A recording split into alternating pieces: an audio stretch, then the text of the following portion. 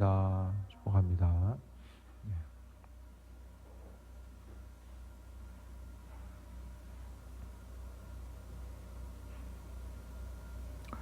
세상이 돌아가는 걸 보면 정말 이 마지막 때가 정말 더 점점 더 삶을 살아가면서 이렇게 피부로 와닿지 않나 생각을 해보게 됩니다.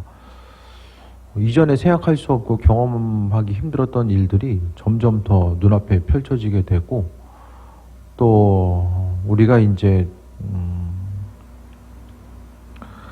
세상에 보여지고 들려지는 것들이 사람으로 하여금 예측 가능한 것이 아니라 정말 예측하기 힘든 상황으로 이제 되어지는 현상들을 보게 되는데, 성경에서 있어서의 마지막 때는 환난과 고난, 또 예측 불가하고 또 기쁨과 소망감을 발견하기 힘든 요소로서 계속해서 다가오는 것이 바로 이 마지막 때의 모습임을 우리가 또 보게 되는데요. 우리가 생각하는 것처럼 이제 베드로서도 이제 환난과 어려움, 그 고난의 때를 또 말씀하고 있습니다.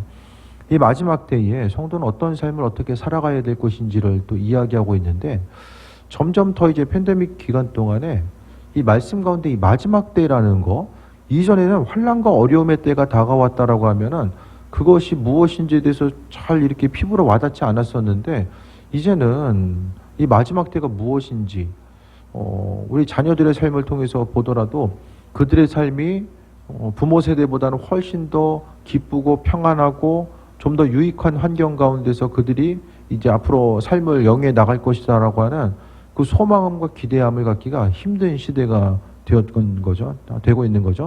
그러니까 이전에가 훨씬 더 사람으로 하여금 뭔가 이제 기대함을 가지고 또 소망 가지고 살아가기에 조금 더 유익한 환경이 이전이 아니었는가라는 생각을 해보게 됩니다.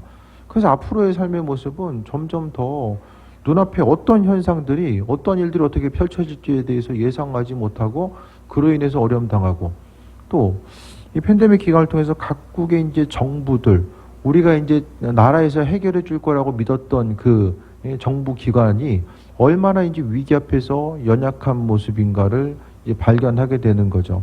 그러니까 마지막 때가 점점 더 우리의 삶의 전 가운데 다가오고 있고, 또 지금의 순간은 그 어느 순간보다 더 이 성경에서 말하고 있는 이 종말의 때, 마지막 때와 가까운 그 시기를 우리가 살아가고 있다는 사실을 또 발견해야만 합니다. 하나님의 백성으로서 우리가 삶을 살아감에 있어서 이 마지막 때를 어떻게 살아갈 것인지에 대해서 분명히 인식해야 되는데, 오늘 베드로 전서의 말씀을 통해서 마지막 때를 경험한 우리의 삶이 무엇인지를 돌아봐야 됩니다. 7절 보면 만물의 마지막이 가까웠으니 그러므로 너희는 정신을 차리고 근신하여 기도하라라고 합니다. 그러니까 고난의 때에 이 베드로서의 당시에서도 신앙인들이 환난과 어려움을 경험하거든요. 그 어려움 속에서 이제 베드로 사도는 항상 주님이 오실 때가 가까웠다라는 사실을 성도들을 하여금 기억하고, 또 부활 신앙을 가지고 소망 가지고 달려갈 것에 대해서 믿음으로 권면하고 있고요. 지금 이 시대 가운데서도 마찬가지입니다. 지금 하루하루의 순간은 그 어느 순간보다 부활 신앙, 하나님 나라에 대해서 바라볼 것에 대해서 기억하면서 살아가야 되는데, 이 말씀 가운데 정신 차리고 근신하여 기도하라라고 말씀합니다. 그러니까 이 시대 가운데서는 정신 차리라는 것은 분별하라는 거죠. 선과 악을 분별하고 해야 될 것과 하지 말아야 될 것들에 대해서 분별할 것에 대해서 말씀합니다. 그런데 그 분별력은 하나님 말씀으로부터 나오는 거죠. 우리가 이 시대 가운데 세상적으로 공부를 많이 했다라고 해서 분별력이 생기는 것이 아니라 하나님 말씀이 우리의 심령 가운데 있을 때에 그로 인해서 분별력이 생기는데, 마지막 때가 되면 될수록 정신 차리고 근신하여 기도하라라고 합니다. 제일 첫 번째로 우리가 해야 될 것이 바로 근신해서 기도하는 것. 이 땅 가운데서는 해야 될 것들도 너무나 많고 봐야 될 것들도 너무나 많은 거죠. 요 며칠 좀 광고에 대한 책을 봤는데요. 점점 더 이 오프라인 광고, 이 밖에 있는 이 간판이나 어떤 이 상업적인 광고보다는 점점 더 이 온라인 광고가, 이제 온라인 광고 시장이 점점 더 커진다는 거예요. 이 시대 가운데서. 왜냐하면 사람들이 광고물을 잘 안 봐요. 지하철을 탄다라고 할지라도 다 핸드폰 보고 있느냐고. 보여지는 이제 광고 시장이 점점 더 이제 이전에는 핸드폰이 활성화되기 전에는 뭐 각각의 이제 컴퓨터로 광고 시장이 옮겨갔다라고 하는데 이제는 전부 다 이제 핸드폰을 통해서 볼 수 있는 광고 그 시장이 점점 더 이제 넓혀져 가고 있다라는 거죠. 그러니까 이 시대 가운데서 시간이 이제 점점 더 세대가 변해지고 또 사람들의 관심 자체 그러니까 세상을 바라보면서 어떤 분별력을 갖기가 힘들고요. 점점 더 핸드폰이 모든 것을 해주잖아요. 삶에 있어서 필요한 모든 것들을 이제 점점 더 핸드폰이 다 해줘요. 핸드폰 가지고 안 되는 게 있습니까? 점점 더 안 되는 것이 없어지는 것. 이전에 없던 기능들이 점점 더 핸드폰으로 이제 많이 들어가게 되잖아요. 요즘 핸드폰은 그냥 누르면은 보정도 그냥 알아서 다 해주더라고 전부 다. 그러니까 이전에 컴퓨터에서 해야 됐던 기능들이 이제는 핸드폰을 통해서도 웬만큼 거의 이제 구현이 되는 거예요. 그래서 요즘에 보면은 핸드폰이나 컴퓨터 오히려 컴퓨터 완제품보다 핸드폰 값이 더 비싸잖아요. 그러니까 그만큼 많은 것을 이제 구현할 수 있기 때문에 가격이 올라가는 거죠. 그러니까 사람들이 이제 계속해서 거기 몰두하느냐고 하나님의 이끄심과 인도하심을 바라보지 못하는 거예요. 그래서 우리가 항상 근신해서 기도하라는 것은 이 마지막 때에 주님을 더 바라보고 생각할 수 있어야 된다는 것을 이야기합니다. 그 성경에 나와 있는 이 초대교회 상황하고 초대교회의 교회와 지금의 교회 그러니까 조금 더 말씀드리면은 성경에 나와 있는 초대교회 공동체가 가지고 있는 그 그리스도교 신앙 그리스도교가 그 기독교라고 얘기해요. 기독교가 예수님 당시 그러니까 예수님 이후에 그 제자들이 경험했었던 이 교회 공동체와 지금의 교회가 동일한 교회라고 말할 수 있을까요? 어떻게 생각하세요? 초대교회 그때의 기독교와 지금의 기독교가 동일한 기독교로 인식되십니까?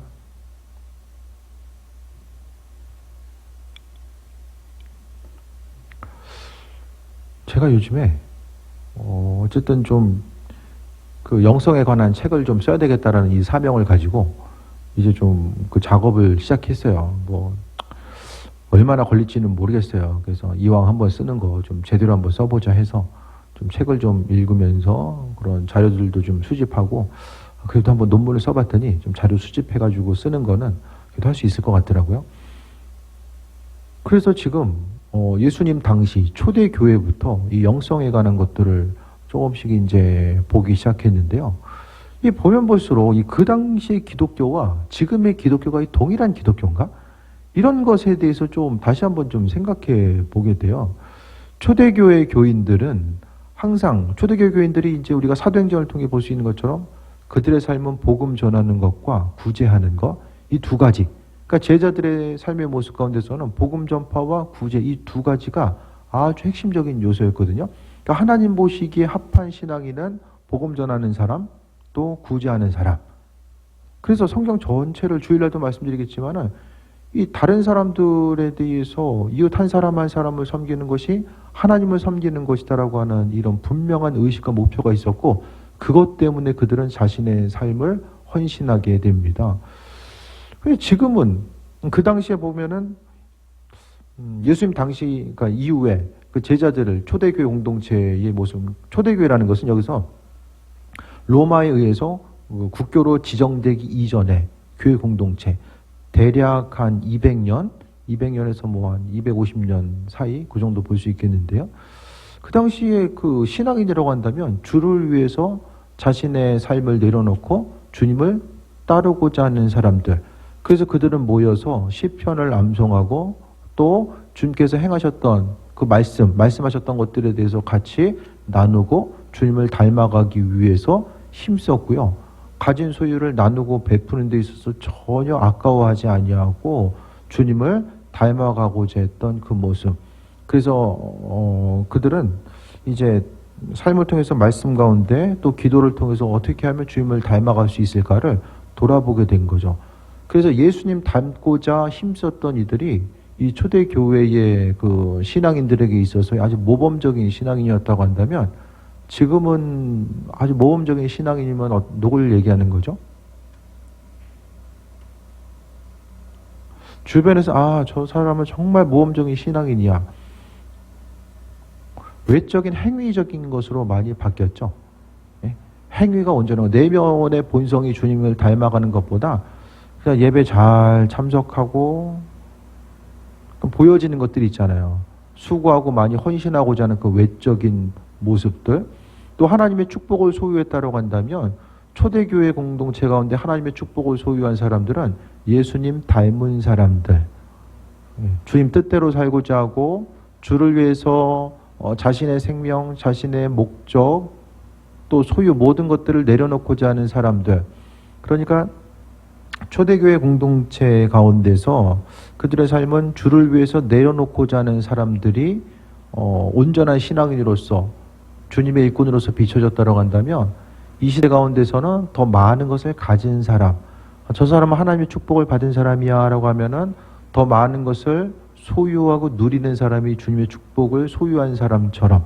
근데 그 개념 자체는 성경뿐만 아니라 초대교회뿐만 아니라 교회 전체적인 이 역사를 통해 봐서도 그 어느 순간도 많이 가지고 있다라는 것 자체가 하나님 보시기에 합한 자, 그 온전한 축복을 이야기하는 것이 아니거든요.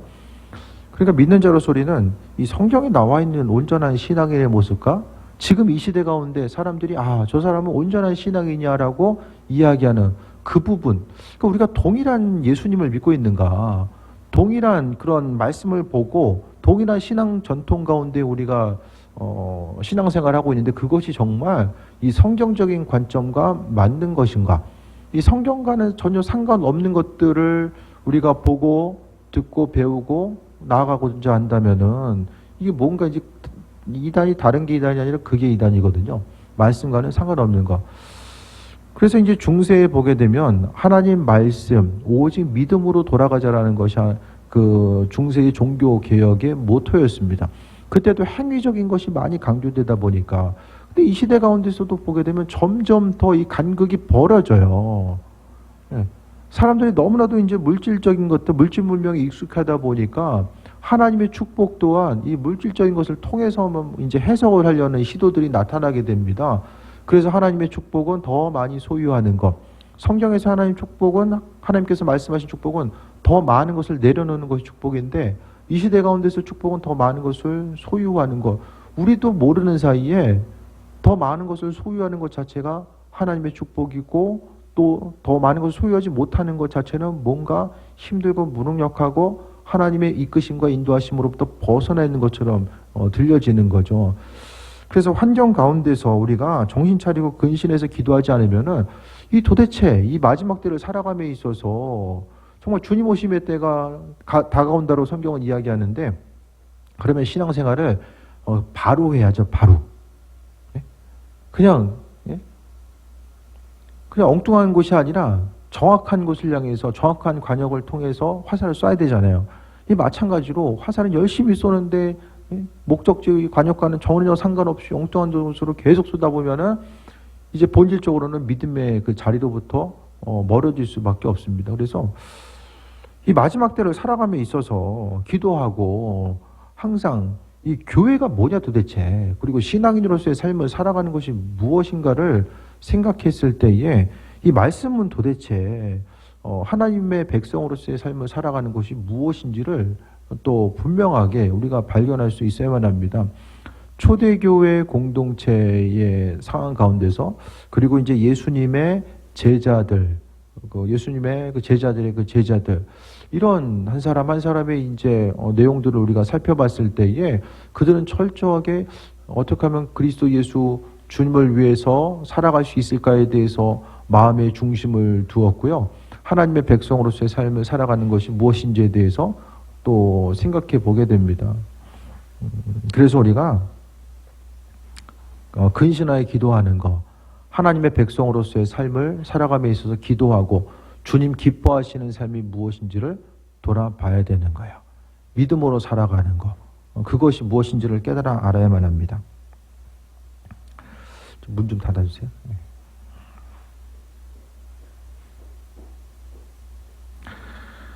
그래서 근신하여 기도하라고 합니다. 무엇보다도 주님 원하시는 것들은 이 마지막 때를 살아감에 있어서 기도하는 거예요.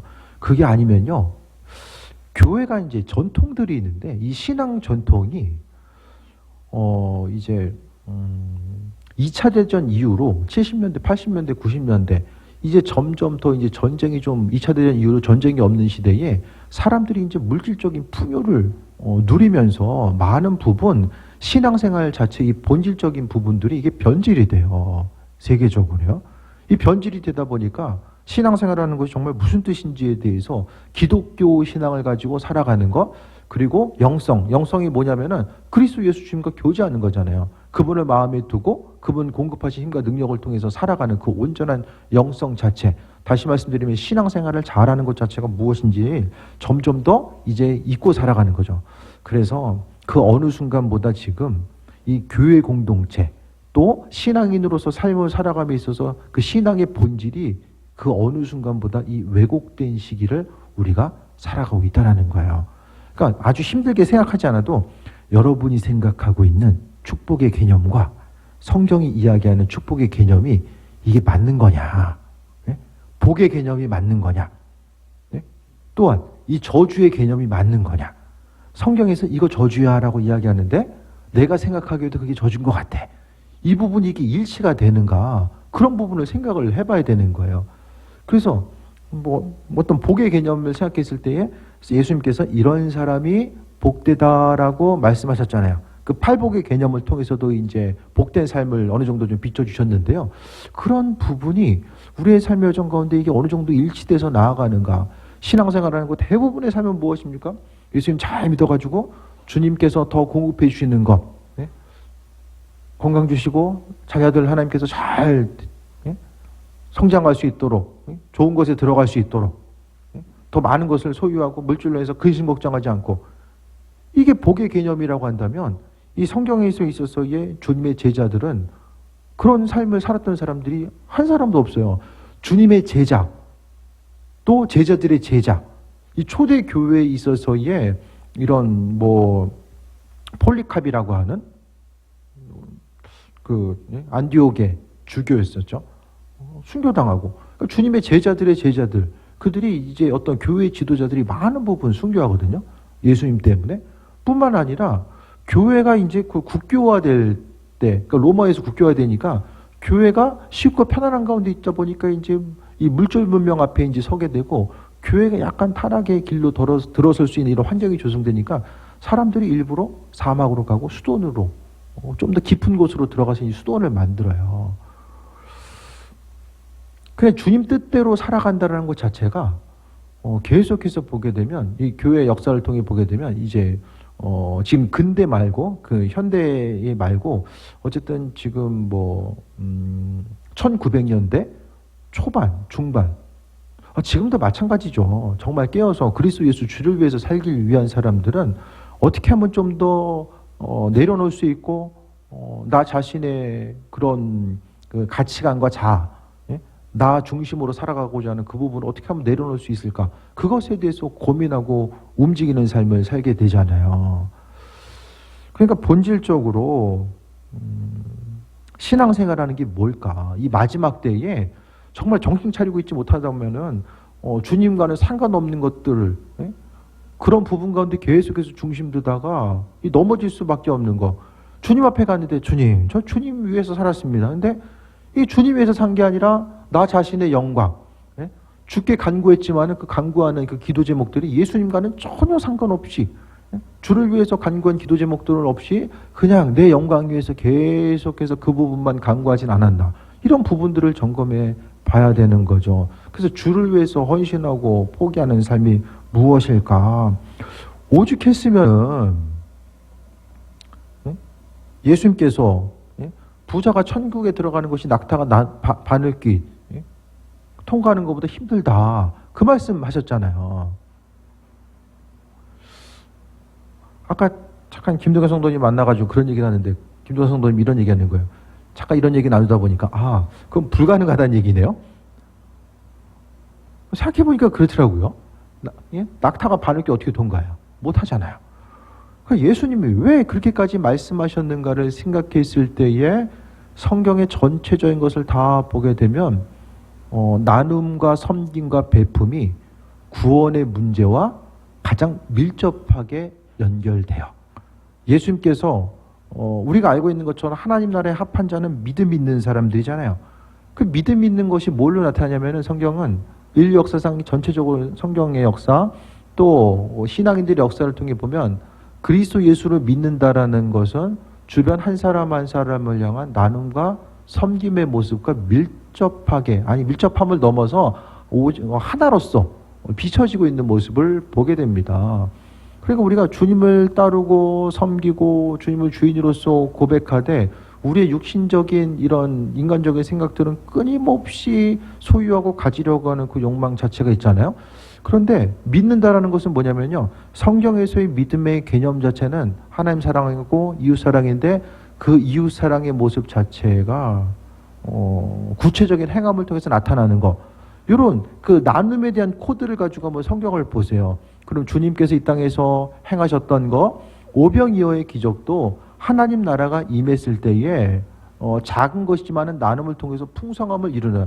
그러니까 결국 오병이어를 통해서 예수님께서 작은 것을 통해서 많은 것을 먹이셨다라고 하는 그 단순한 기적에 초점을 맞추는 것이 아니라 하나님 나라가 임했을 때에 또 그분을 경험하는 삶이 작은 것을 나누었을 때에 하나님 보시기에는 작은 것이 아니라 오병이어의 기적, 5천 명의 사람들이 먹고도 남음이 있을 수 있는 그 풍성함이 있을 수밖에 없다라는 사실을 말씀하고 있습니다.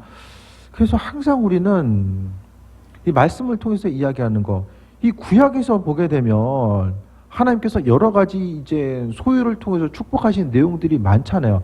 근데 그 신앙이 구약에서 끝나서는 안 됩니다. 그래서 제가 몇 번이나 강조드렸잖아요. 물질적인 축복은 이 영적인 축복을 나타내는 거다. 하나님께서 물질적인 축복을 허락하셨다는 것은 영적인 축복을 허락하신 것이고 또 아브라함에게도 믿음의 조상 아브라함에게도 하나님이 그에게 많은 것을 부어준 이유가 네가 복의 근본이 되고 너를 통해서 다른 모든 사람들이 복을 받을 거야. 이 부의 개념에 있어서 어쨌든 많은 것을 소유했던 대표적인 사람이 출발점 자체를 이제 아브라함으로 볼 수 있는데 하나님은 아브라함에게 왜 소유를 주셨는지를 분명하게 이야기하고 있습니다. 그래서 이 땅 가운데서 별로 나누는 거에 관심이 없고 주변 사람들 향해서 이렇게 베푸는 것에 관심이 없으면은 더 하나님 향해서 물질적으로 달라는 것 자체는 오히려 그 한 사람 한 사람에게 독이 됩니다. 오히려 그것을 통해서 하나님 나라를 소유할 수 없고 있는 그것 때문에 오히려 나중에 책망받을 수밖에 없다라는 것. 성경에 나와 있는 부자 청년의 예와 마찬가지입니다. 그래서 우리가 하나님께 더 물질적인 것에 대해서 여러분이 간구한다고 한다면 먼저는 주님 주시는 것을 받아서 누리고자 하는 그것보다는 먼저 나 자신이 주변 사람들에게 얼마나 관심을 기울이고 있고 아버지께서 주시는 그 마음 가지고 나누고 섬기고 베풀고자 하는 마음이 있는가, 그것을 돌아봐야 되는 거예요. 그 마음이 없으면 하나님께서 굳이 그 마음이 없는데 부어주시겠는가? 그런 생각을 좀 해보게 돼요. 오히려 가진 것이 있음으로 말미암아 고민하고 갈등하고 주의 도우심과 인도하심을 바라보지 못하게 하는 이런 결과들을 초래할 수밖에 없습니다. 그래서 앞으로 이제 좀 그런 영성 부분, 교회 역사 가운데서 제가 좀 많이 말씀을 드리려고 해요. 그래서 우리가 올 한 해 또 정말 우리가 성경적으로 신앙생활하는 것이 뭐냐, 믿음 가지고 살아가는 것이 뭘까, 그런 부분들을 다시 한번 점검해 보고 주변 사람들이 이렇게 신앙생활하는 것이 맞고 또 뭐 교회 가운데서 이것이 맞고 저것이 맞다라고 이제 많이들 이야기하는데 그게 정말일까? 성경이 비춰보아서 이것이 정말일까? 그런 부분들을 우리가 스스로 바라보고 해석할 수 있는 능력들이 구비되어야 됩니다. 첫 번째로 만물의 마지막 가까울수록 정신 차리고 뜨겁게 기도하라고 말씀하고 있고 정신 차리고 기도하라고 말씀하고 있고 8절에 무엇보다 뜨겁게 서로 사랑할지니 사랑은 허다한 죄를 덮느니라 라고 말씀합니다. 무엇보다도 서로 사랑할 것에 대해서 말씀합니다. 그러니까 베드로 사도도 주님 오심의 때 가까우면 가까울수록 해야 될 것이 서로 사랑하는 거예요. 이 사랑함을 통해서 죄를 덮는다. 하나님이 우리가 다른 사람들을 사랑하는 것을 통해서 우리의 죄를 용서하시고 함께 하시고 은혜 충만함으로 베풀어 주신다라는 사실에 대해서 말씀하고 있습니다. 그래서 주께서 우리가 다른 사람을 사랑한 것 때문에 우리 죄를 용서해 주시는 거예요. 사람이 죄 안 짓고 살 수 있습니까? 날마다 죄 짓고 살잖아요. 알게 모르게. 그런데요, 주변 사람들을 사랑하는 것 자체를 통해서 하나님께서는 우리 죄를 용서해 주신다라고 말씀하고 있습니다. 마지막 때를 준비하면서 정신을 차리고 기도해야 되는데 출발점은 성경에 있어서의 어떤 명령과 권면의 말씀 가운데 첫 번째 출발점은 하나님과 나와의 관계성을 먼저 이야기하는 것처럼 보여요. 그런데 마지막을 향해서 점점 더 후반부로 가면 갈수록 드러나는 것은 주변 사람이 드러나요. 하나님으로 시작해서 하나님으로 끝나는 것이 아니라 출발은 하나님 말씀으로 하나님께 시선을 둘 것을 말씀하는데 점점 더 가면 갈수록 보여지는 것은 사람이 비춰지는 거예요. 그러니까 의식적으로 우리가 주변 사람들을 돌아보고 바라보면서 섬기지 않으면은 우리의 죄 또한 용서받을 수 없는 거. 주기도문을 통해서도 우리가 볼 수 있잖아요. 다른 사람의 죄를 용서하고까지 주께서 용서받은 자로서 다른 사람들을 용서해야 된다는 그런 부분을 강조하고 있잖아요. 그러면은 서로 사랑하는 게 뭐냐? 그것이 이제 또 나와요. 9절 보면 서로 대접하기를 원망 없이 하고 정신 차려 기도하다 보면 주님의 뜻이 무엇인지를 분별하게 돼요. 그래서 주께서 주시는 말씀은 서로 뜨겁게 사랑해야 된다라고 말씀하면서 서로 뜨겁게 사랑하는 것이 뭐냐? 대접하기를 원망 없이 하라라고 합니다.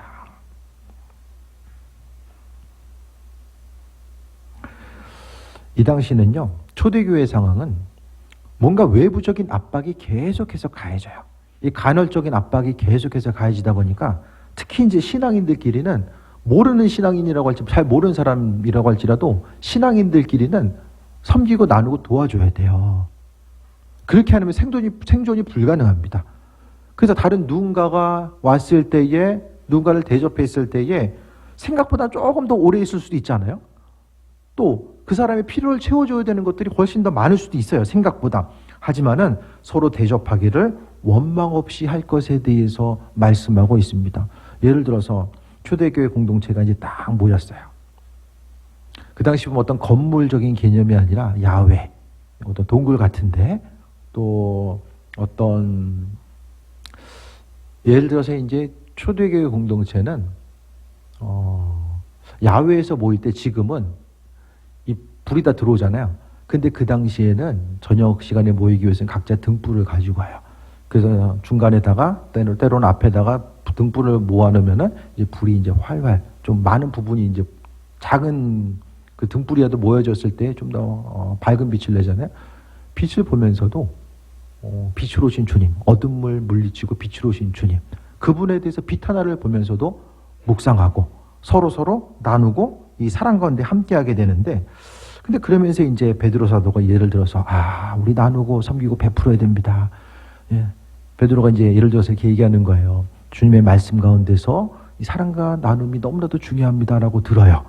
그래서 서로 이제 나누고 섬기려고 하는데 때로는 힘이 부딪힐 때가 있잖아요. 여러 가지 이제 나누려고 하다 보니까 힘들 때가 있어요. 그 힘들다 보니까 내가 이거 언제까지 어떻게 대접해야 되는가? 초대교회 공동체 상황들이 어떤 물질적인 소유 부분에 있어서 그렇게 넉넉한 상황들이 아니었었거든요.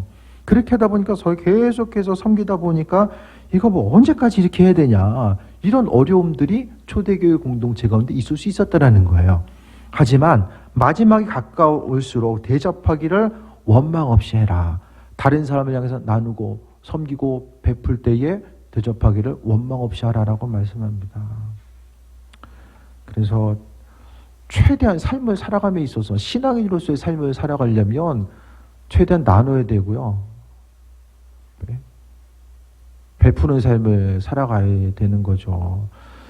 그러니까 많은 이들이 헌금하는 것은 그래도 좀 익숙해 하는데 주변 사람들을 섬기고 나누고 베푸는 부분에 있어서는 신앙인들이 이게 정말 교회에서 헌금하는 거나 주변 사람 나누는 거나 주님 보시기에는 이게 별반 다르지 않거든요. 아버지 보시기엔 다른 게 아니거든요. 그런데 그것을 이제 좀 차등을 두는 경향들이 있잖아요. 교회를 위해 헌신하면은 헌금하면 더 하나님 기억하시고 주변 누군가를 위해 섬기면은 그렇지 않은 거. 그게 아니라 초대교회 공동체 교인들은 나누고 섬기는 것과 주를 위해 헌신하는 것. 특히 이제 그 당시에는 교회 건물이라는 개념이 없었기 때문에 주변 만나는 사람, 이웃을 향해서 대접하고 나누고 섬기는 것이 더욱더 그들의 피부에 와닿을 수밖에 없었고, 그래서 초대교회 공동체들이 이제 그 일곱 집사들이 또 구제하는 사업을 이제 담당했었던 그 이유 자체도 우리가 그 같은 맥락 가운데 보게 됩니다. 그래서 사람들 만났을 때에 대접하는 것, 몸을 먼저 움직이고 헌신하고 내가 가지고 있는 것에 대해서 나눠주고 베푸는 것. 사람이요, 소유가 많아지면 많아질수록 이게 씀씀이가 커지잖아요. 들어오면 들어온 것과 비유해서 쓰는 것도 자연스럽게, 뭐 누가 시킨 것도 아닌데 가르쳐 준 것도 아닌데 자연스럽게 쓰는 것도 늘어날 수밖에 없거든요. 하지만 먼저 누군가를 향해서 나누고 섬기고 베푸는 그 부분에 대해서 먼저 의식적으로 챙기지 않는다라고 한다면 이게 이제 주신 것 자체를 주님 원하시는 대로 이제 사용하는 것도 우리가 맡은 바 책임입니다. 그러니까 하나님은 그분께서 주시는 것들을 우리가 어떻게 사용하는지를 다 보고 계시거든요. 그래서 서로 대접하기를, 다른 사람을 대접하기를 원망 없이 해라. 그냥 한번 사주고 한번 얻어먹고 그러지 마시고요. 여건이 되시면 그냥 날마다 사주세요. 날마다. 그거 보시고 주께서 베풀어 주세요. 그러니까 내가 다른 사람 위해서 나누고 베풀었을 때에 나는 잊어버리지만 주님은 잊지 않으신다라는 거예요. 우리가 이왕 하루하루 살아가면서 주님 기뻐하시는 거 해야죠. 내 한 몸 잠깐 기쁘고 나를 위해서 즐길 수 있는 그런 것들. 근데 사람이 우리 자신에게는 한없이 너그러운데 다른 사람들을 향해서 뭔가를 행하고자 했을 때는 한 번 더 생각하고 한 번 더 마음 먹어야 되는 우리의 인간적인 연약함의 본성들이 날마다 존재하는 것이 어려움이죠. 그렇기 때문에 우리가 기도하고 하나님께서 우리의 마음속에 주시는 것들이 무엇인지를 돌아봐야 됩니다. 그래서 마지막 때가 되면 될수록 대접하기를 원망 없이 하라. 이게 첫 번째는요, 교회 공동체를 향해서 이야기하는 거예요. 모인 사람들, 교회 공동체, 신앙인들끼리 히브리서를 통해서도 서로를 돌아보고 격려할 것에 대해서 말씀하고 있잖아요. 첫 번째는 교회 공동체, 눈에 보이는 그들, 그리고 그 다음은 넘어서서 주변 이들, 믿지 않는 이들을 향해서도 나누고 섬김의 모습을 베풀 것에 대해서 주께서 말씀하고 있습니다. 10절에 보면 각각 은사를 받은 대로 하나님의 여러 가지 은혜를 맡은 선한 청지같이 서로 봉사하라라고 이야기합니다. 서로 봉사하라는 것. 그러니까 각각의 은사를 맡는다라는 것은 이 각각의 은사는 하나님의 속성이고 하나님의 성품이에요. 하나님이 우리에게 그분의 성품을 우리에게 허락해 주셨죠. 하나님 안에 있는 선한 성품을 우리에게 주셨어요. 그래서 각각의 은사를 받은 대로 성경에 나와 있는 각각의 은사 자체는 하나님 안에 있는 존귀한 것이고 그 존귀한 것들을 우리에게 주셨다라는 거예요. 우리가 숨 쉬고 있는 그 숨은 누구한테 온 거예요? 하나님 우리에게 주신 거예요. 생기를 불어 넣으셨잖아요.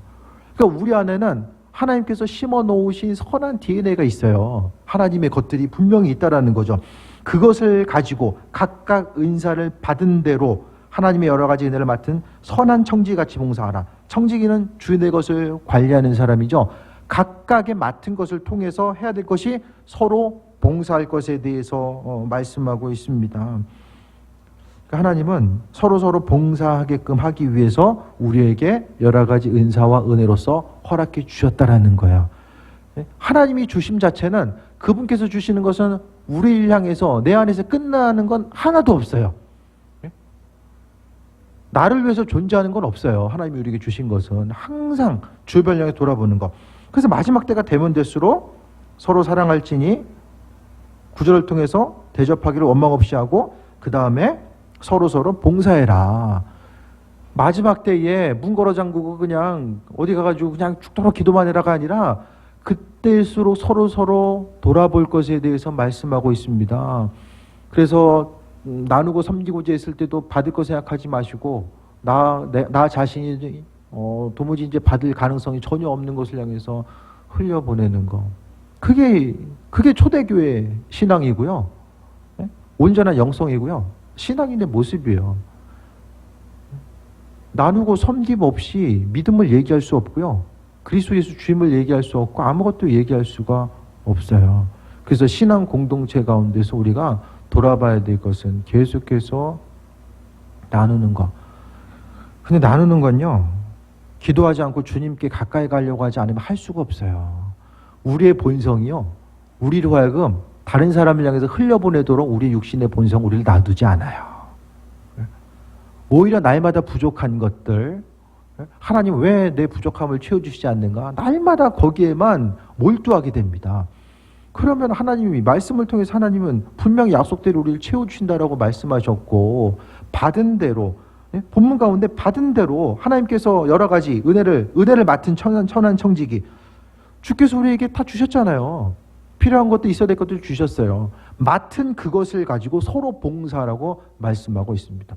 그럼 교회 공동체 가운데 서로 섬기고 나누고 봉사하는 것이 얼마나 중요합니까? 신앙 공동체 가운데 이 마지막 때를 살아감에 있어서 서로 섬길 수 있다는 것, 또 서로 향해서 기도하고 몸을 움직여서 하나라도 행할 수 있는 것 자체가 얼마나 중요합니까? 그럼 옆 사람 없으면 할 수 있어요? 못해요. 주변 사람이 없으면 주님 앞에 가서 상급으로 받을 것도 없어요. 없어요. 옆 사람이 있으니까 가능한 거예요. 나보다 힘든 누군가가 있다는 것 자체가 은혜입니다. 그게 은혜예요. 교회 공동체 가운데서도 보게 되면 힘든 누군가가 있다는 것 자체가 하나님 은혜를 경험하고 흘려보낼 수 있는 아주 중요한 계기가 되는 거죠. 11절 봅니다. 만일 말하려면 하나님이 말씀하시는 것 같이 하고, 왜냐하면 주께서 내 안에 계시고 은혜도 하시고 함께 하시기 때문에 우리 한 사람 한 사람은 은혜를 맡은 대로, 받은 대로 은사를 받고 은혜를 맡은 청지기잖아요. 청지기는 자신의 안에서 있는 것을 가지고 끌어내서 하는 것이 아니라 주인의 것을 관리하면서 흘려보내는 거예요. 그래서 하나님이 우리에게 주시는 대로 그 주시는 것을 어떻게 사용하는가, 하나님 주신 것들을 어떻게 사용하는가에 따라서 그것으로 인해서 주님 허락하신 은혜와 축복을 소유하기도 하고요, 주신 것들을 사용하지 못함으로 인해서 책망받는 거죠. 한 달란트 받은 사람 안 받았으면 책망 안 받았을 거예요. 네? 안 받았으면 바깥 어두운 데 내어 쫓겨서 이를감이 없었을 거예요. 한 달란트, 그것도 수억 원이거든요. 네? 그거 안 받았으면 받은 것으로 해서 오히려 어려움 당해요. 받았기 때문에. 주시는 것 가지고 하라고 말씀하고 있죠, 성경은. 네? 더 많이 힘쓰고 노력해서 더 벌어가지고 더 나누라 그거 말씀하지 않고 하나님이 공급해 주시는 것 가지고 하라고 말씀하고 있어요. 더 주시면 더 주시는 대로, 안 주시면 안 주시는 대로 감당해야 된다라고 말씀하고 있는 거죠. 그래서 말하려면 하나님 말씀하신 것 같이 하래요. 다른 사람들과의 관계성 가운데서도요, 교회 공동체 가운데서 말을 했을 때에 사람이 이제, 저도 기도함에 있어서 아주 자주 하는 기도가 하나님의 시선으로 좀 성도들을 보기 원합니다. 그 기도를 참 많이 해요. 주님의 시선으로. 인간적인 내 생각과 내 관점으로 보게 되면 마음에 좀 어려움으로 다가올 때가 있잖아요. 그게 아니라 하나님의 시선, 아버지의 시선. 성경은 둘 중에 하나예요. 주님 공급해 주시는 것으로 인해서 말씀대로 순종하느니 순종하지 않느니, 둘 중에 하나밖에 없거든요. 순종하면서 안 하고 안 하면서 안 하고, 그게 아니라 순종하는 사람과 순종하지 않는 사람, 말씀대로 주님 공급해 주시는 것을 통해서 사는 사람, 그렇지 않은 사람, 이 둘 중에 한 가지가 나눠져요. 그러니까 서로를 향해서도 마찬가지입니다. 신앙인으로서 이런 삶을 이렇게 살아가야 되는데 왜 자꾸 저렇게 살까? 이렇게 하면 계속해서 판단하게 되잖아요. 그러니까 기도하면서 목회자로서 다른 것보다도 정말 주님의 시선, 주님의 마음을 가지고 그 한 사람 한 사람을 바라보기 원합니다. 저는 그 기도를 빠지지 않고 하는 것 같아요. 그래서 여러분도 말하라고 했을 때에 말하려면 하나님이 말씀하시는 것 같이 하나님의 시선을 가지고 말하라는 거죠. 봉사하려면 하나님이 공급하신 힘으로 하는 것 같이 하라. 내 힘과 능력으로 하면 힘들고 지쳐요. 내가 더 힘쓰고 노력해서 뭘 하려고 하면 힘쓰고 지칩니다. 힘쓰다가 지쳐요.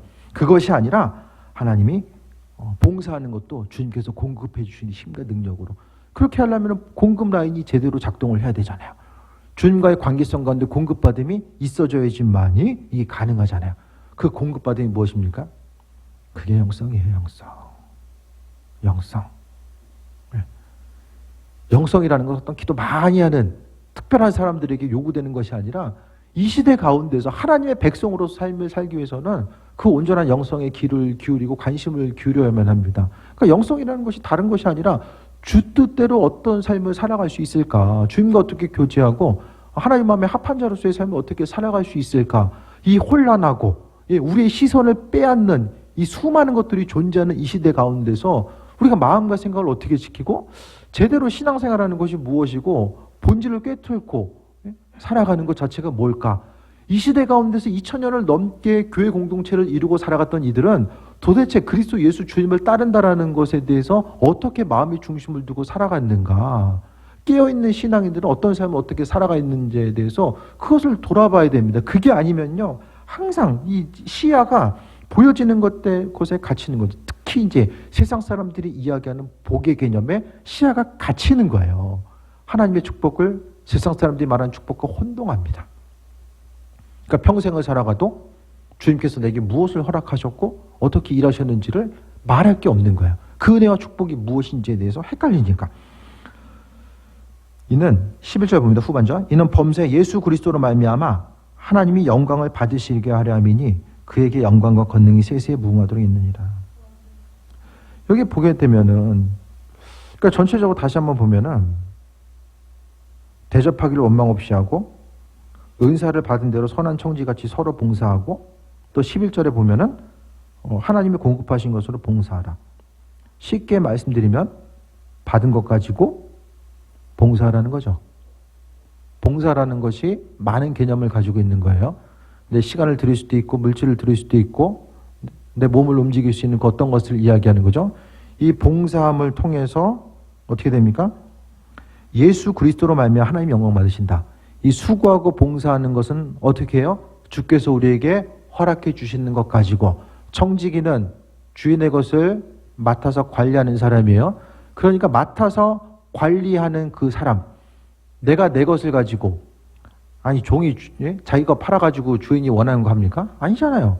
주인이 주는 거 가지고, 주인이 준 소유물이나 그 권리 가지고 그 권한만큼 움직일 수 있는 거잖아요. 그것이 바로 그리스도 예수로 말미암아 우리에게 주신다라는 거예요.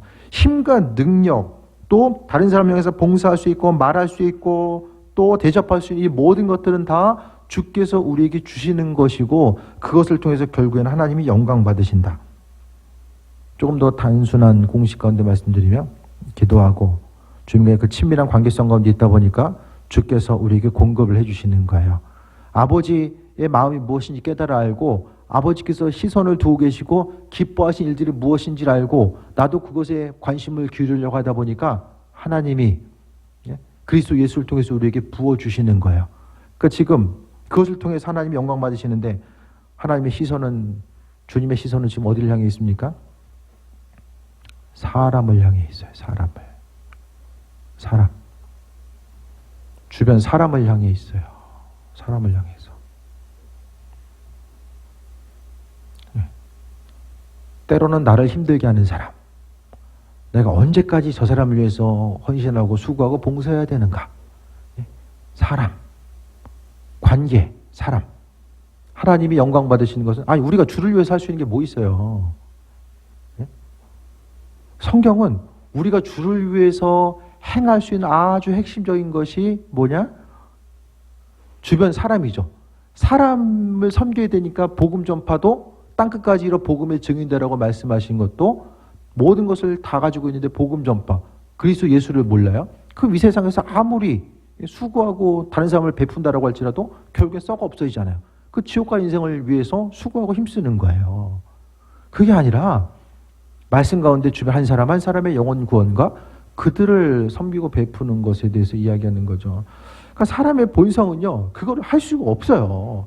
그리스도 예수 주님과의 관계성이 아니면 우리는 할 수가 없다라니까요. 도무지 할 수가 없어요. 주변 한 사람을 위해서 나누고 헌신하기 위해서 내 것을 포기해야 돼요.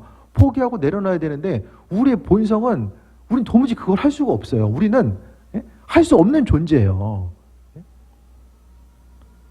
본성 자체가 그걸 할 수 없다라니까요. 근데 그것을 할 수 있는 것은 뭐냐면 날마다 주님께 가까워지고 그래서 주님 앞에 가까이 가면 갈수록 내가 들고 있는 거 내려놓고 내 의지를 내려놓고 내 생각과 관점과 가치관, 내 소유, 내 목적, 내 비전 다 내려놓고 나아가는 거죠. 주님을 조금 더 가까이에서 알았던 사람들은 어떻게 하면 내려놓을 수 있을까? 조금 더 멀리서 주님을 바라봤던 사람들은 어떻게 하면 더 가질 수 있을까?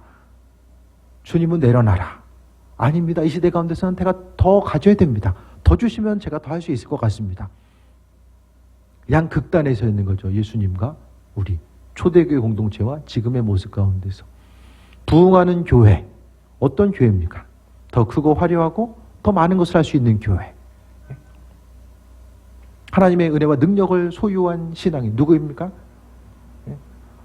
어두운 데서 보이지 않게 수고하고 헌신하고 빛으로서의 역할, 소금으로서의 역할을 감당한 이보다는 조금 더 세상적인 사람들 보기에도, 세상 사람들 보기에도 조금 더 많은 것을 누리고 살아가는 사람들. 그러니까 싸우는 거죠. 다. 여러분 위치에서 싸우는 거고 저는 저 위치에서 싸우는 거예요. 말씀대로 살아가는 것이 뭘까? 이 본질적인 것을 잊어버리게 되면은 삶이 이제 어려움 당할 수밖에 없다라는 거예요. 우리의 삶의 여정 가운데 믿는 자로서 어떤 삶을 어떻게 살아가야 될까? 어떤 삶을 어떻게 살아가야 될까? 오늘 본문을 통해 다시 한번 돌아보시고요. 하나님이 영광 받으신다. 사람 때문에. 내가 주변 사람 향해서 어떻게 했냐? 그것 때문에 하나님 영광 받으신대요. 주의 영광 위해서 살기 원합니다. 날마다 입술로 고백하는데 주변 사람들을 돌아보고 생각하는 거, 이게 본질적으로 본성적으로 안 되기 때문에 우리가 주님을 더 생각하고 물어보고, 주님의 마음이 어디를 향해 있는지, 내 무슨 삶을, 어떤 삶을 어떻게 살아갈 것인지도 계속, 그러니까 아버지의 마음을 품고 살아가다 보면 주변 사람들을 좀 안타깝고 긍휼히 여기게 되고, 그 사람의 마음에 대해서 한 번 더 돌아보게 되고, 그 인도하심 따라 살아가는 거죠. 그게 아니면 물질로 인해서 세상에 말하는 축복을 그것 때문에 그걸 통해서 하나님을 판단하고 더 누리게 하시면 감사한데 누리는 것 누리다가 빼앗기게 되면 원망하고 불평하고. 신앙의 본질이 뭘까? 믿음 생활하는 게 뭘까? 이런 부분에 대해서 조금 더 관심을 기울였으면 합니다. 마지막 때의 결론은, 마지막 때가 되면 될수록 뭘 하래요? 주님과 가까이 하고 주변 사람들을 돌아볼 것에 대해서 말씀하고 있습니다. 성경에 특히 이제 신약의 내용을 보세요. 사람 빼면은 아무것도 남는 게 없어요. 사람 빼면 남는 게 전혀 없어요. 그러니까 사람의 연약한 본성, 사단은 우리의 마음을 움직여서 계속해서 더 가지려고 하고 움켜진 거 내려놓지 않게 하고, 어떻게 하면 더 소유할 수 있을까에 대해서 거기에만 오로지 몰두하게 하고, 주님의 마음, 신앙인으로서의 삶은 그게 아닌데 계속해서 우리도 하여금 주님과는 상관없는 방향으로 우리의 삶을 이끌고 가는 거죠. 믿음 생활은요, 잘해야 돼요. 이 시대 가운데서 정말로 분별력을 갖기 힘든 때, 신앙인들 전체적인 시대적인 풍조와 흐름이, 세상이 이제 어떤 재물이 세상 권력을 소유하고 있고, 또 하나님의 자리를 재물이 대신하려고 하는 이 상황 가운데서 주께서 원하시는 것은 주변 사람들을 돌아볼 것을 말씀하고 있고, 예수님도 나누고 섬기고 베품의 모습을 얼마나 많이 이 땅 가운데서 강조하셨는가를 돌아볼 수 있게 되길 바랍니다. 우리는 할 수 없습니다. 성직이로서 아버지께서 허락하신 은혜 가운데 누리는 삶을 살지 않으면 아무것도 우리는 할 수 없습니다. 주님의 마음에 또 중심을 두시고 우리가 주변 사람을 향해서 작은 것 행하는 것 하나님께서 분명히 기억하신다고 말씀하셨고, 그것을 통해서 하나님이 영광 받으신대요. 다른 사람 섬김을 통해서 하나님이 영광 받으신대요. 죽게 하듯, 모든 일을 죽게 하듯 하는 거 다시 한번 잊지 마시고, 주의 은혜 가운데 믿음 생활 우리가 바로, 신앙생활 바로 하지 않으면은 마지막 때로 우리가 온전하게 견딜 수도 없고 주님 앞에 가서 누릴 수 있는 것도 아무것도 없습니다. 아버지의 마음 소유하고 주님 기뻐하시는 온전한 신앙인으로서의 삶을 살게 되길 축원드립니다. 자, 기도하겠습니다. 아버지 은혜 감사드립니다. 주님 기뻐하시는 삶, 온전한 신앙인으로서의 삶을 살게 하옵소서. 말씀을 보면 볼수록 아버지께서 주변 사람들 향해서 섬기라고 하신 내용들이 계속해서 눈에 들어옵니다. 아버지 하나님, 하나님 허락하신 것들로 인해서 섬기는 데 쓰임받게 하시고 나 자신의 육신의 유익을 위해서 걱정하는 그 부분 내려놓게 하시고 주를 위해서 충성된 일꾼으로 주께 영광 돌리는 귀한 삶을 살게 하여 주옵소서. 은혜 감사드립니다. 예수님으로 기도드립니다. 아멘.